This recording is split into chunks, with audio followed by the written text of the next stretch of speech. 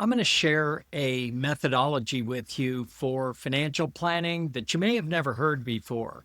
Have you ever wondered how we did financial planning before computers, before the existence of financial planning software? I lived through all of those inflection points in this industry, but how did we accomplish comprehensive financial planning before all these cool tools? Don't get me wrong, financial planning software today is unbelievably powerful. And we can create planning scenarios, really remarkable things we can do in the software today that was not impossible, but was very difficult in the old days.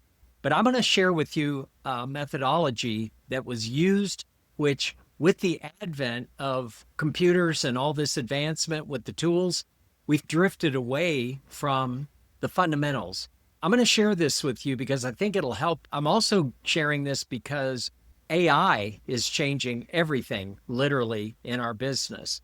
5 years from now, our business is going to look totally different than it does right now because of the advent of AI. AI is actually bringing what I'm about to describe to you back into focus. This is a back to the future situation where we're sitting here now, but if you think in terms of the way we used to think about planning before all of these great tools, it'll help you work with AI. It'll help you with a much more client focused way of thinking about planning. In the old days, planning started with a problem. So that's where we started. What's the problem? When I started developing the methodology that I utilize with my clients, and I built an entire business around this, it's very appealing to clients. You always start with a problem. I had outlined 5 areas of financial planning that I was going to focus on with my clients. As financial planning developed, goal planning. So we have the client's goals and we are thinking about how to fit in major expenditures throughout their lifetime. So that's financial planning. So what's the problem? You need to identify the problem. So then we had money management. So you have to sit down and think, what are the problems that we're trying to solve for when we think in terms of money management or investment management? Then you have estate planning, tax planning, risk and safety, which includes insurance. The way we always started, just take one. Let's say financial planning is the focus area. In talking with clients, the clients would pose this as a question. They would say, how can I live the lifestyle that I want, given that things are going up in price every year? How can I live the lifestyle I want without ever having to worry about running out of money? Okay, I think we can all agree that's a problem. The format for dealing with a problem is called OST, Objective, Strategy, Tactics. The first step in the fundamental methodology is you start with that problem and then you think, what's the objective? I picked that one because the objective is embedded in the question. The objective is to live the lifestyle that you want without ever having to worry about running out of money. Okay, so now you have an objective that you can solve for. The next step is to come up with a strategy to achieve the objective. This is where you come up with a written strategy for that objective that you can share with the client. This is a component of the financial plan.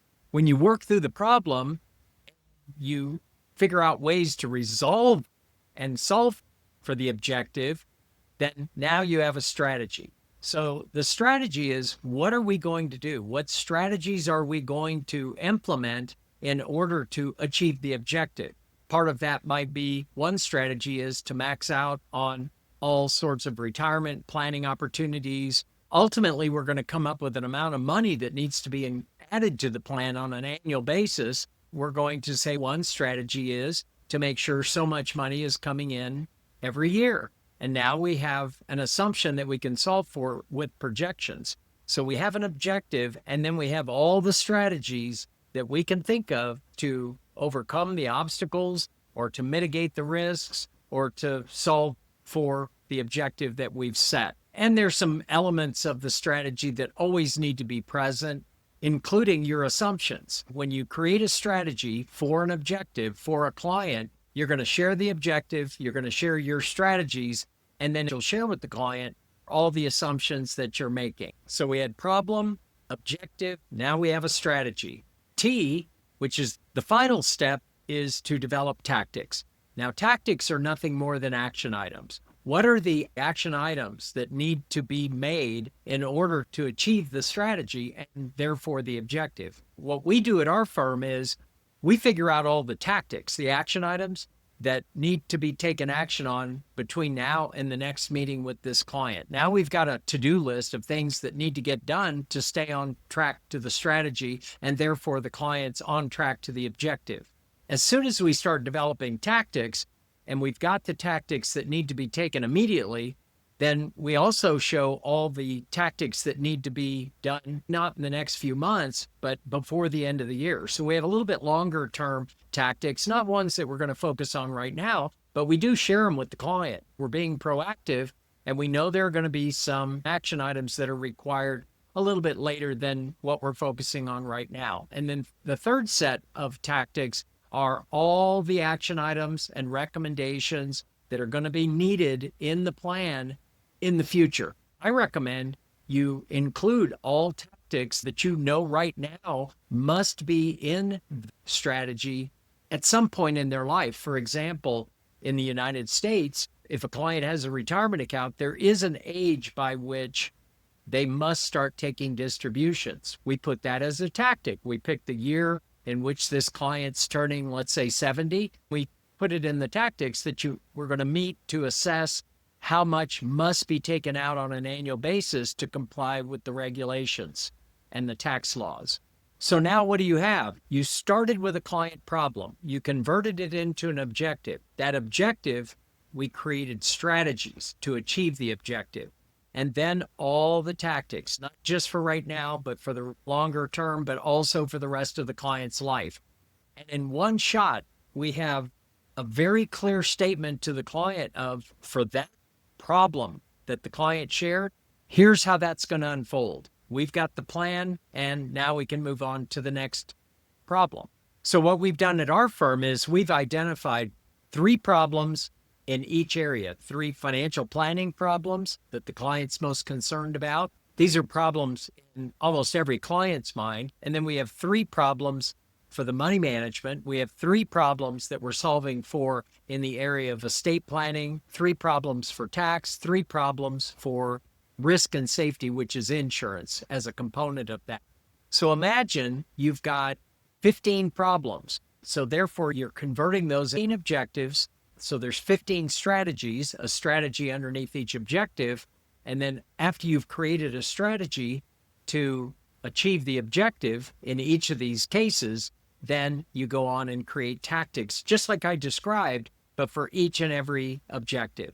So this, in a printed form, is what will achieve the client's objectives. So what's the difference between what clients expect from a relationship with a high-end financial advisor with what the industry teaches in terms of what is solid gold planning methodology? This is where you marry them together by identifying the top 15 problems that the client's worried about and creating objectives for each one of them, each of which have a strategy, all of which have tactics for the rest of their life to achieve every single objective, will represent what I call the 80-20. This in a printed form is what I call the 20% of the plan that represents 80% of the value to the client. So as a part of your planning, I recommend that you take this methodology to heart, create what I'm talking about so that you can sit down with the client, show them something which is going to, for most clients, resolve 80% of the things they're concerned about. In part, that's how affluent, ideal clients measure success with a high-end financial advisor. Are you actually giving straight answers to the real problems that are keeping them up at night, worrying them about their planning situation? So I encourage you to give this a try, sit down with your best client and do this work, present it to the client, and see if you don't knock their socks off. I hope you enjoyed this. We'll see you in the next video.